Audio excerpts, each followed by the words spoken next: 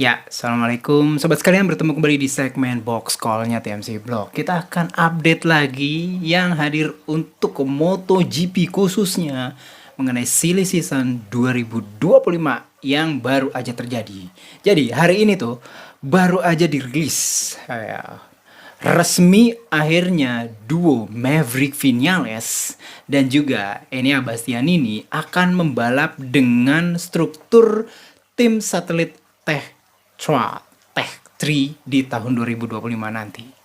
Ini benar-benar sebuah bisa dibilang plot twist ya. Saya tadi pagi itu udah nulis judulnya artikel itu plot twist.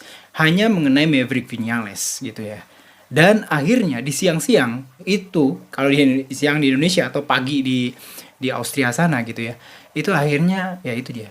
Pierer Mobility akhirnya mengumumkan bahwa akhirnya mereka meng-hire Maverick Vinales dan juga Enea Bastianini langsung sebagai pembalap pabrikan dari Pierer Mobility Group.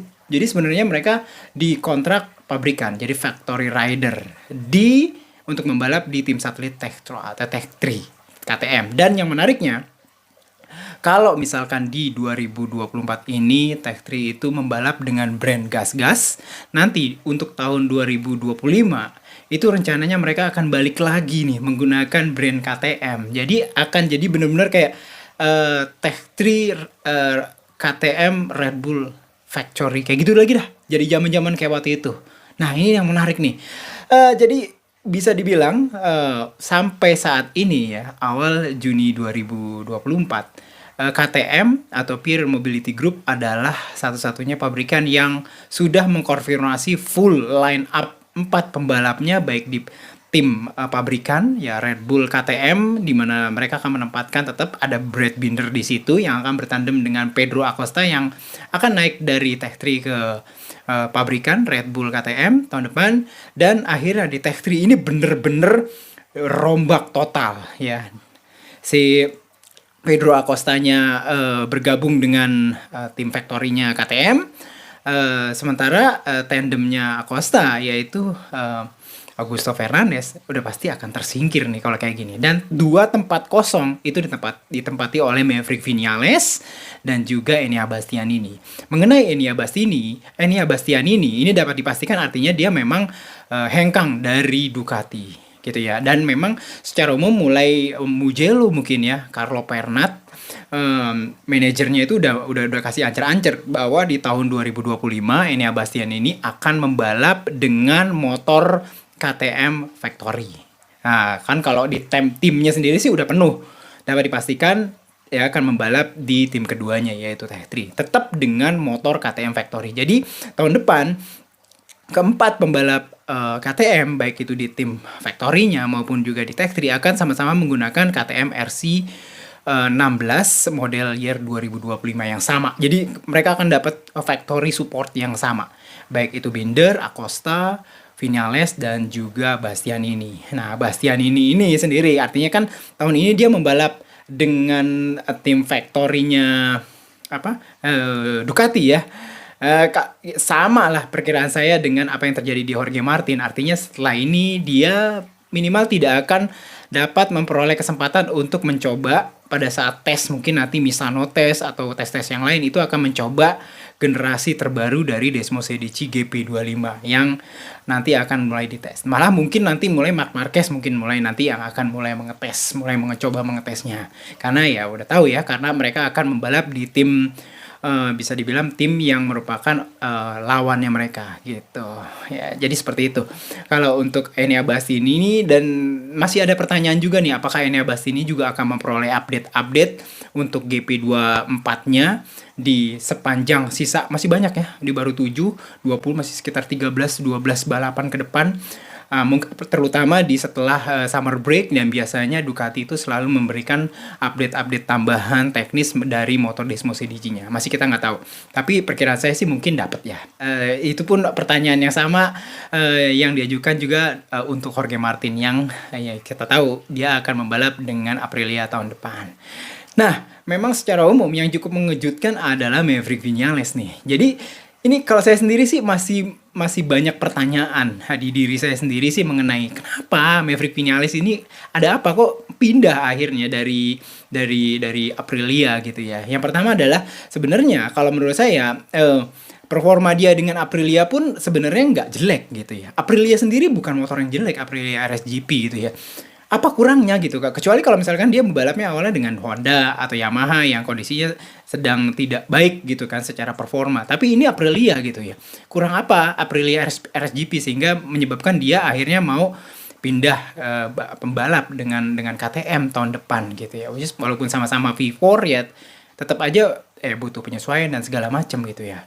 Lagi pula ya itu dia balik lagi masalahnya apa? Terutama juga sebenarnya Aprilia itu sebenarnya masih ingin tetap membalap dengan Maverick Vinales dan tetap menandemkan antara Maverick Vinales dengan Jorge Martin tahun depan. Dan dengan pindahnya Maverick Vinales ke sana, jadi tempat di Aprilia pun sekarang jadi istilahnya masih kosong nih.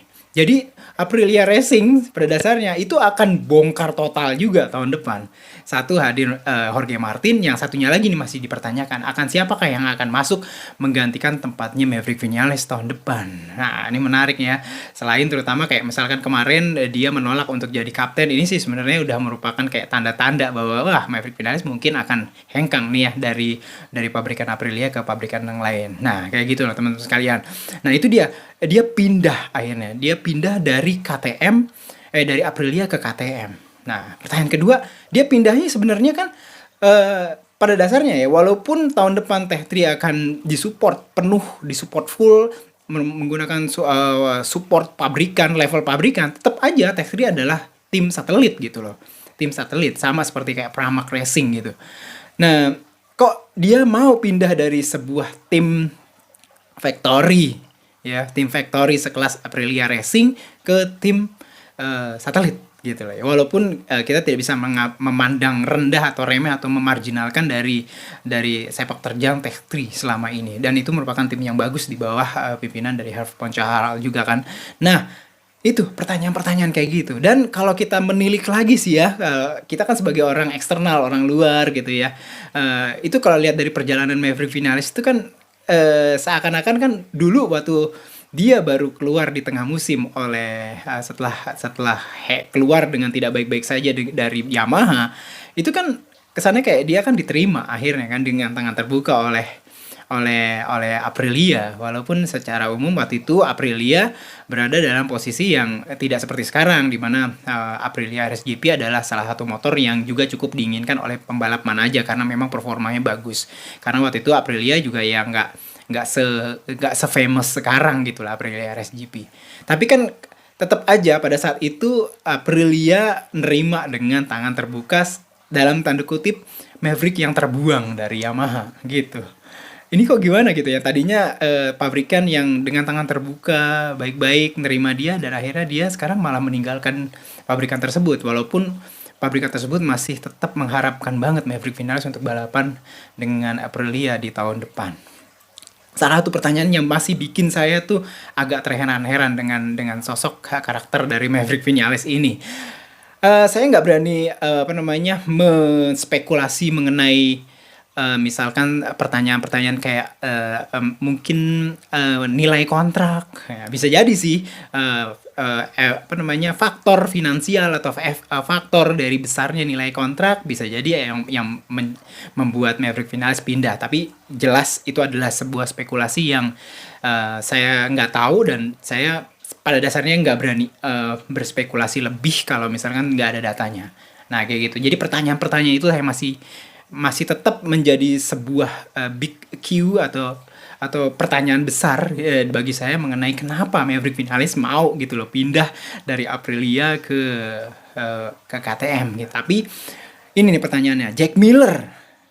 Yang udah pasti kan Jack Miller udah terdepak dari KTM ketika dia tempatnya sudah ditempatkan oleh Acosta. Sementara tempat di Tech 3 juga sekarang udah penuh. Jadi di kemana nih Jack Miller? Tapi kalau menurut saya Jack Miller mungkin lebih baik balik ke Ibu Pertiwi, balik lagi ke HRC, tempat dia pertama kali balapan di MotoGP. Bukan apa-apa karena dia adalah pembalap dengan penuh pengalaman, baik dia membalap setelah membalap di Honda, terus dia pernah sempat membalap di Ducati juga, dia membalap di KTM. Mungkin dia bisa memberikan petunjuk, dia bisa memberikan arahan sehingga Honda juga memperoleh arahan pengembangan yang cukup berarti untuk masa depannya gitu loh. Jadi ya balik lagi ke beberapa post Twitter saya yang lalu, untuk Honda mungkin ya bagus kalau untuk di tim pabrikannya itu ditaruh Marini dengan Zarco, lalu di yang di LCR Honda itu mungkin tandem antara Jack Miller dengan satu lagi pembalap Asia. Kalau nggak Nakagami masih dipertahankan, kita bisa masukkan Ai Ogura di situ. Yamaha,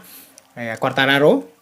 Setelah itu ya Rins mungkin masih bisa dipertahankan kalau Rins menurut saya, tapi kalau pembalap lain mau masuk ya saya masih nggak tahu kalau untuk yang pembalap di pabrikan Yamaha. Kalau Ducati ya itu tim pabrikannya udah fix ya, Pecco Bagnaia dan juga Marc Marquez di situ. Lalu di tim satelitnya ini masih banyak yang kosong, di Grace ini terutama kosong tempatnya Marc Marquez, akan di tempat siapa? Cuman sepertinya Alex Marquez masih akan tetap di situ. VR46 masih tetap ditanyakan.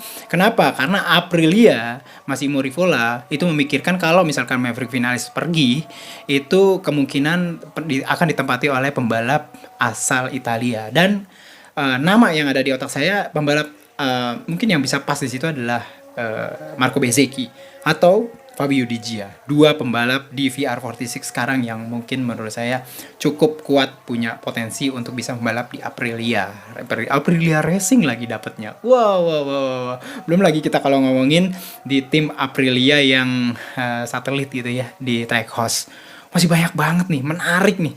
Apa namanya, jatuhnya dua domino pertama Jorge Martin dengan Marc Marquez itu benar-benar membuat banyak banget plot twist perubahan dari line up pembalap untuk MotoGP 2025. Tapi untuk sementara itu dulu.